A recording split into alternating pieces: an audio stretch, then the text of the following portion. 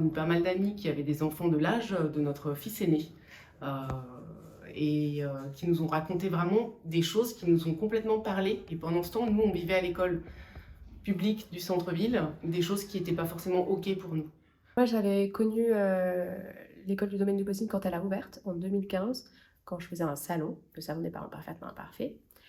Et ensuite, l'année dernière, on s'est dit, OK, on arrête l'instruction en famille. Et on a commencé à chercher des établissements pour les enfants sur Internet. Je parlais beaucoup de la tristesse de Victor, de sa phobie scolaire, de comment faire, comment... Et très souvent, on me dit, mais tu connais le domaine? T'as pas entendu parler du domaine du possible? Enfin, c'est revenu par-ci, par-là. Je me dis, qu'est-ce que c'est? Je connais pas. Et donc, j'ai fini par me renseigner. Olivier came and did one day, or not even one day, a half day.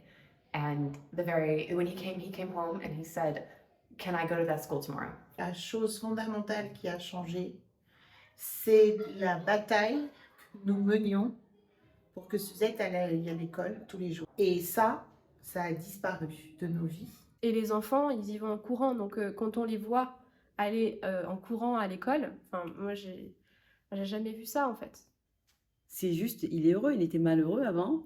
Et maintenant, depuis qu'il suit dans une école alternative, il est plus heureux. Il se sent épanoui. C'est une école des possibles, donc il y a plein de projets nouveaux. On peut y participer. Ce qui a changé aussi, c'est que moi, ça m'a donné envie de monter une fanfare. Et qu'on a monté une fanfare avec des parents de l'école l'année dernière, qui s'appelle la fanfare du possible.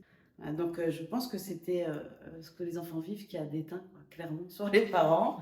It's like them coming home from school and they say they had a good day. I mean, which is a complete change. Le mot important, c'est que la joie est revenue dans sa vie.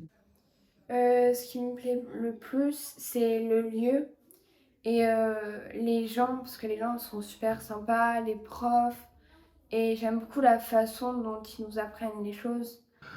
C'est une école très naturelle. Ouais, tout est naturel là. Vraiment. Mon ancienne école, c'était ça dans le coin, un truc en béton. On avait ça.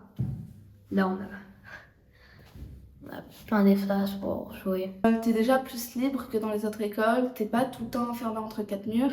La cour de récré, il y a des limites, mais elles sont pas marquées au sol, pas marquées par des grillages, des murs. Voilà, les profs ils nous font confiance et ça j'aime beaucoup.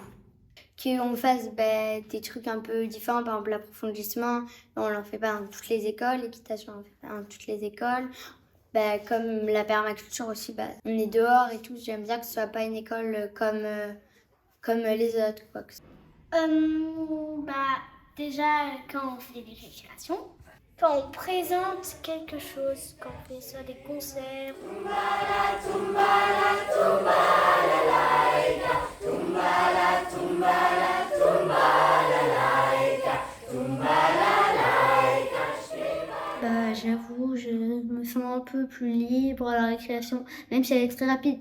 Je m'amuse tout le temps, c'est trop bien. Des fois, quand on n'a pas science, on fait espagnol, on fait ce que j'ai dit tout à l'heure, on fait plein de choses, voilà. Mon cours préféré, c'est le français, parce que en français, on n'a pas seulement le français, on a humanité, donc c'est français, histoire, géo. Et donc, on apprend plusieurs choses, des fois un cours, on peut apprendre du français et ensuite de l'histoire. Et j'aime beaucoup cette matière. Fonctionner selon un bloc, donc éviter de cloisonner l'histoire d'un côté, la géographie de l'autre, le français de l'autre, la littérature aussi encore à part, tout ce qui est aussi de l'ordre de l'éducation morale et civique. Combiner tout ça, travailler une espèce de transdisciplinarité, chercher des échos constamment. Mon cours préféré, c'est plutôt humanité. J'aime bien parce que souvent, on parle d'un truc et du coup, après, ça enchaîne sur un autre sujet et tout. Ça leur permet de voir que finalement, ce monde n'est pas là au hasard. Ils ont un héritage historique, ils sont sur un territoire particulier qui appartient aussi à des choses beaucoup plus grandes qu'eux. Donc ça les oblige aussi à s'ouvrir à une culture universelle, humaniste, pour finalement comprendre la globalité. Et décloisonner, c'est aussi leur permettre de donner un sens à tout ça. J'aime les maths, parce que les maths, c'est marrant des fois.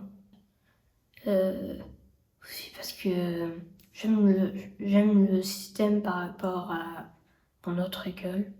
Parce que par exemple, souvent en maths, il y a des élèves qui ça leur fait un peu peur, mais j'ai l'impression que si on l'aborde d'une manière plus par rapport les sciences plus expérimentales, donc faire des mesures de volume, etc. Là, ils font des maths, mais comme ils sont en train de manipuler, ils vont moins se rendre compte en quelque sorte qu'ils font des maths. Et je pense que ça peut plus les mettre à l'aise justement pour faire des calculs et ce genre de choses. Comme les neurosciences qui se disent, c'est important d'opérer des connexions entre les sens et puis le cerveau. Et donc, le fait de construire de façon interdisciplinaire les cours comme ça nous permet de pouvoir jongler entre des activités plutôt pratiques, des activités plutôt théoriques, et de donner du sens aux apprentissages. Vraiment, j'adore art, c'est super. En ce moment, on crée des maquettes. Je sais pas, mais en tout cas, j'adore ce projet parce que c'est super. Après, on travaille tous ensemble pour voir ce que les autres font, pour s'inspirer. Quand il est petite la salle, alors on peut un peu voir ce que les autres font pour nous donner des idées. Et tout le monde est créatif quand on fait ça. Comme disait Picasso, tous les enfants sont des artistes. Le seul problème, c'est qu'ils grandissent. Et voilà, moi là aujourd'hui, j'ai l'impression d'être avec des artistes tous les jours. Je les ai tous les jours avec moi en cuisine. C'est-à-dire qu'on a une prof de bio qui leur dédie un petit quart d'heure tous les jours. Et pendant 15 minutes tous les jours, j'ai 3-4 élèves qui viennent participer à l'élaboration du menu du jour. J'adore chanter. La musique, j'aime bien aussi parce que c'est un moment de partage. Avec souvent tout le collège, quelquefois on prend des groupes, des instruments. On s'interrogeait sur le niveau des élèves au niveau de l'écriture. Donc on a eu l'idée de mettre en musique les règles de grammaire. Donc on a allié les CM1, CM2 qui font les textes de chansons à partir des règles de grammaire. Donc je suis partie de leurs textes, j'ai listé les erreurs les plus fréquentes de leurs textes et donc j'ai établi 10 axes de travail.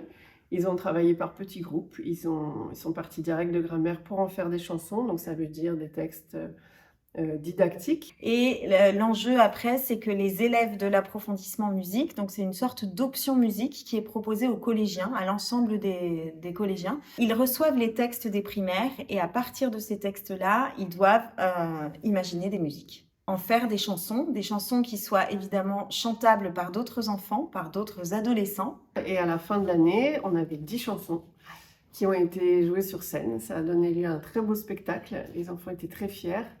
Et nous aussi d'ailleurs, mais on s'est dit qu'on n'allait pas s'arrêter là et après le français, on s'est attaqué à la géographie.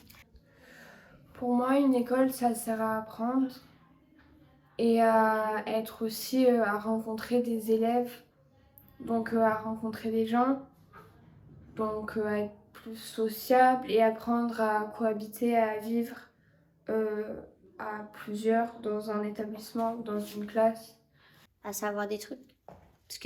Parce que je sais pas, à apprendre, à connaître, à s'amuser aussi. Ça, c'est une question dure. Ça sert à quoi? Pour moi, l'école, ça sert à apprendre, c'est une chose.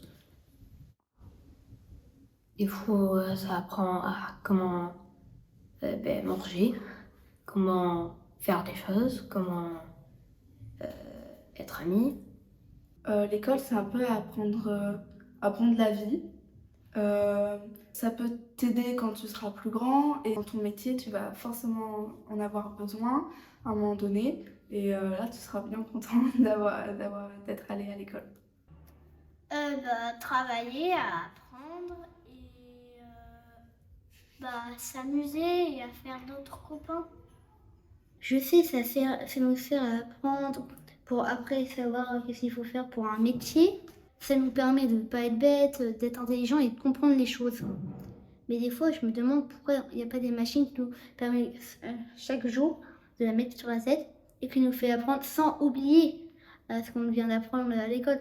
Comme ça, on n'a pas